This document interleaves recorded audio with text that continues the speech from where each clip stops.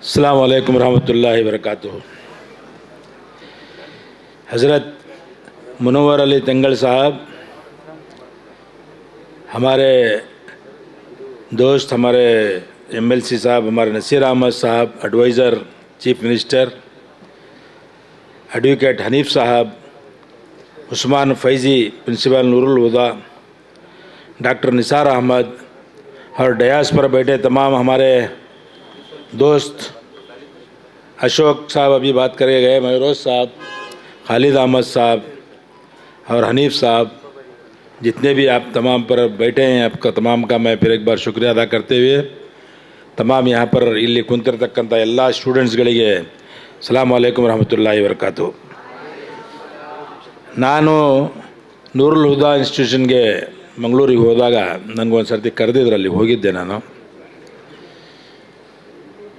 ನನಗೆ ಎರಡು ಮಾತು ನಾನು ಹೇಳಿ ಮುಗಿಸ್ತೀನಿ, ಯಾಕಂದರೆ ನಸೀರ್ ಅಹಮದ್ ಅವರು ಇನ್ನೂ ಭಾಳ ಜನ ಬರೋರಿದ್ದಾರೆ.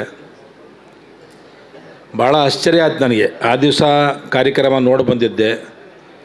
ಆ ಕಾರ್ಯಕ್ರಮ ಇಲ್ಲಿಗೆ ಶಿಫ್ಟ್ ಆಗಿ ಇಂಥ ಒಂದು 5 ಸ್ಟಾರ್ ಹೋಟೆಲ್ನಲ್ಲಿ ನೀವು ಕಾರ್ಯಕ್ರಮ ಮಾಡ್ತಾ ಇರೋದು ನೋಡಿದರೆ ನಿಜವಾಗಲೂ ನಿಮಗೆ ದೇವರು ಭಾಳ ದೊಡ್ಡ ಒಂದು ಇದು ಕೊಟ್ಟಿದ್ದಾನೆ.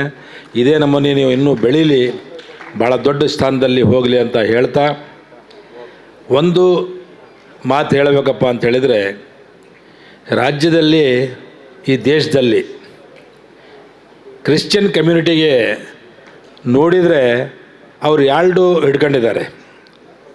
ಏನಪ್ಪ ಅಂತ ಹೇಳಿದರೆ, ಒಂದನೇದು ಎಜುಕೇಷನ್, ಎರಡನೇದು ಹೆಲ್ತ್. ಇವು ಎರಡು ಫೀಲ್ಡ್ನಲ್ಲಿ ಅವರು ದಿಲ್ಲಿಯಿಂದ ಹಳ್ಳಿವರೆಗೂ ತನಕ ಅದು ಬೆಳೆಸ್ತಾ ಹೋಗ್ತಾ ಇದ್ದಾರೆ. ಅದರಲ್ಲಿ ಸ್ಯಾಕ್ರಿಫೈಸ್ ಇದೆ. ಇವತ್ತು ನಮ್ಮದು ಎಂಥ ಪರಿಸ್ಥಿತಿ ಇದೆ ಅಂತ ಹೇಳಿದರೆ, ಇವತ್ತು ಅದು ನಾವು ಆ ಒಂದು ಕನಸು ನಾವು ನೋಡಬೇಕಪ್ಪ ಅಂತ ಹೇಳಿದರೆ ಮಂಗಳೂರಿನಲ್ಲಿ ಮಾತ್ರ ಅದು ಕಾಣ್ತದೆ. ಹೆಲ್ತು, ಎಜುಕೇಷನ್ ಎರಡು ಅದನ್ನು ಮುಸಲ್ಮಾನರಲ್ಲಿ ನೋಡಬೇಕಪ್ಪ ಅಂತ ಹೇಳಿದರೆ ಮಂಗಳೂರಲ್ಲಿ ಮಾತ್ರ ಕಾಣ್ತದೆ. ಬೇರೆ ಕಡೆ ಆ ನಮೂನೆ ನಾವು ಇನ್ನೂ ಅದು ಡೆವಲಪ್ ಆಗೋಕ್ಕೆ ಆಗ್ತಾಯಿಲ್ಲ. ಅಂಜುಮನ್ ಸಂಸ್ಥೆಗಳು ಕಟ್ಟಿ ಕಾಲೇಜು, ಇಂಜಿನಿಯರಿಂಗ್ ಕಾಲೇಜ್ ಮಾಡಿದ್ದೀವಿ ನಾವು, ಇಲ್ಲ ಅಂತ ಹೇಳಂಗಿಲ್ಲ. ಆದರೆ ಈ ದೀನಿ ತಾಲೀಮ್ ಜೊತೆಗೆ ದುನಿಯಾವಿ ತಾಲೀಮ್ ಮಾಡಿ ನಾವೇನು ಓದಿಸ್ತಾ ಇದ್ದೀವಿ ಮಂಗಳೂರಾಗೆ, ಆ ನಿಜವಾಗಲೂ ನಮಗೆ ಒಂದು ದೊಡ್ಡ ಹೆಮ್ಮೆಯ ಕೆಲಸ. ನಾವು ಸಲ್ಯೂಟ್ ಮಾಡಬೇಕು ಮಂಗಳೂರಿನವರಿಗೆ ಮತ್ತು ಇವ್ರಿಗೆ. ನಿಜವಾಗ್ಲೂ ನಮ್ಮ ಮರ್ಯಾದೆ ಉಳಿಸಿದ್ರಿ ನೀವು.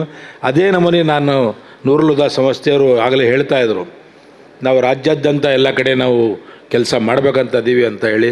ವೆಲ್ಕಮ್. ನೀವು ಎಲ್ಲ ಕಡೆಯೂ ನೀವು ಮಾಡಲೇಬೇಕು, ಯಾಕಂದರೆ ಪರಿಸ್ಥಿತಿನೇ ಅಂಥದ್ದಿದೆ. ನಾವು ಎಜುಕೇಷನ್ನು ಮತ್ತು ಹೆಲ್ತ್ ಕಡೆ ನಾವು ಕೆಲಸ ಮಾಡಿಲ್ಲ ಅಂತ ಹೇಳಿದರೆ ನಮಗೆ ಯಾರೂ ನಮಗೆ ಕೇಳೋಂಗಿಲ್ಲ ಅಂತ ಪರಿಸ್ಥಿತಿ ಬಂದಿದೆ.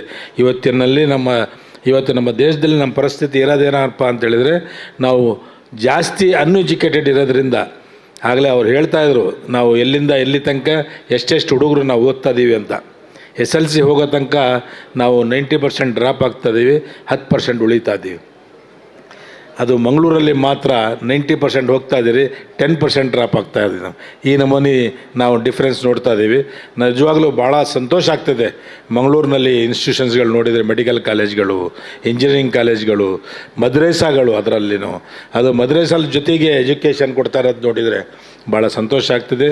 ನೂರುಲ್ ಹುದಾ ಸಂಸ್ಥೆಯವರಿಗೆ ಮತ್ತು ಅಡ್ವೊಕೇಟ್ ಸಾಹೇಬರಿಗೆ ಎಲ್ಲರಿಗೂ ನಾನು ಇನ್ನೊಂದು ಸರ್ತಿ ಅಡ್ವೊಕೇಟ್ ಹನೀಫ್ ಸಾಹೇಬರಿಗೆ ಎಲ್ಲರಿಗೂ ನಾನು ಸಲಾಮ್ ಅಲೈಕುಮ್ ಹೇಳ್ತಾ, ನನಗೂ ಇವತ್ತು ಕರೆದು ನಿಮ್ಮನ್ನು ಮಾತಾಡೋಕ್ಕೆ ಅವಕಾಶ ಮಾಡಿಕೊಟ್ಟಿದ್ದಕ್ಕೆ ಈ ಸಂಸ್ಥೆಯ ಎಲ್ಲ ಪದಾಧಿಕಾರಿಗಳಿಗೆ, ವೇದಿಕೆ ಮೇಲೆ ಕುಂತಿರೋ ಎಲ್ಲ ನಮ್ಮ ಮುಖಂಡರುಗಳಿಗೆ ನಮಿಸಿ ಮಾತು ಮುಗಿಸ್ತೀನಿ. ಜೈ ಹಿಂದ್, ಜೈ ಕರ್ನಾಟಕ.